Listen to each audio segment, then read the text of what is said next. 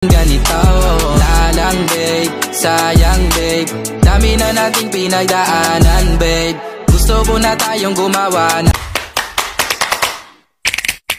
What's up mga ka-homies? So for today's vlog mga ka-homies, sobrang boring nga pala ngayong araw. Kahit ito may tinan yung likod ko, puro panty pa yan. Pero syempre bago lahat mga ka-homies, sasabihin ko sa inyo ang ating content. At tara, samahan nyo ako sa hanggang dulong content na to. Mga ka-homies, huwag nyo kong iiwan. Dito lang kayo, manood lang kayo. At paglabas ko nga mga ka-homies, andito si Cassandra at andito ang mga batang mga geng-geng guys. So pinag-makeup ko si Cassandra dyan mga ka-homies kasi may gagawin lang ako sa kanya. At syempre bago makita ninyo si Cassandra, yung mga batang geng-geng muna dito na nag-gang sign. So guys, ayan sila. At meron nga pala itong umiiyak kasi mga ka-homies gustong gusto niya mag-vlog. Eh ako naman, sabi ko naman day off namin kunwari ganun ganyan. Hindi nga kami kompleto dahil nga mga ka-homies pumasok sa school yung mga batang mga geng-geng natin dito. At sila lang yung mga nandito at nanggugulo sila kay Cassandra mga ka-homies. So eto na nga mga ka-homies, pinag-makeup ko na nga si Cassandra. At tignan nyo itong vlog na to guys, napakalupit neto guys. Kasi nga syempre ang ganda-ganda ni Cassandra, tapos bibidyoan ko siya. Buti nga pumayag si Cassandra na bibidyoan ko siya eh. Pero may bayad ata to may bayad ba to Cassandra? At dito mga ka-homies, nag-eyeshadow na si Cassandra dito. Tapos yung buhok niya, ayan no, nakatirintas na yan mga ka-homies. Actually, kagabi pa yan mga guys. Tapos dito nag-eyeshadow na siya. Naglalagay na siya ng uling sa mata niya. At dito nga mga ka-homies, dito niya umiiyak nga to kasi nga nag-aaya siya ng vlog. Eh, hindi nga kami kompleto. Huwag naman ganun. Tapos guys, sabi ko nga day off kami. Kaya sabi ko sa susunod na araw na lang.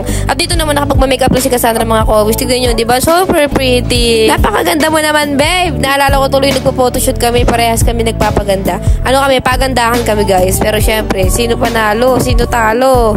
Siyempre ako panalo ako kasi kwento ko to eh. Dito mga ka-homies, aasar na sa akin si Cassandra kasi ang tabi ko sa kanya pinapagawa. Sumunod na lang kasi dyan, babe. Nakapaka naman nito.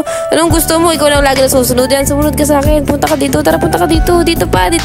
Ayan, sundan mo ako dito sa may camera. Ano yung buhok mo? Yan, yung lisa mo kunyari Makate. Yan, sabi ko sa kanya, tumawa siya kahit walang nakakatawa at kumamot-kamot siya ng ulo niya kahit may lisa at may kuto. Bugs, kinukuto na kasi ang taong to. Tingnan nyo, Marimar. Para daw siya si Marimar. Tapos ako yung Pulgoso. Tapos ayun guys, biglang lumabo yung pagmamahal ko sa kanya.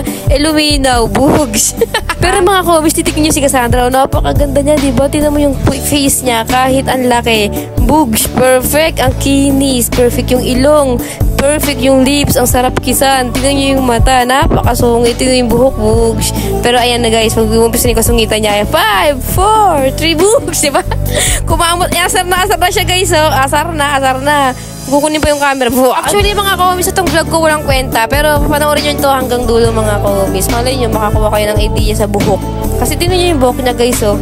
Diba? Tapos tinan nyo yung lips, yung ilong, yung mata, yung kilay, tumuturo pa. Didibdiban niya pa yung sarili niya. Oh, nagbawal-bawal pa siya. Ay, nako, ganda mo. Perfect ka. Sa akin, umilit na pa ng isa. Ngayon, ininom mo na ngayon. Anong bakero dyan sa boyfriend mo? Ako ang gusto mo. Hindi mo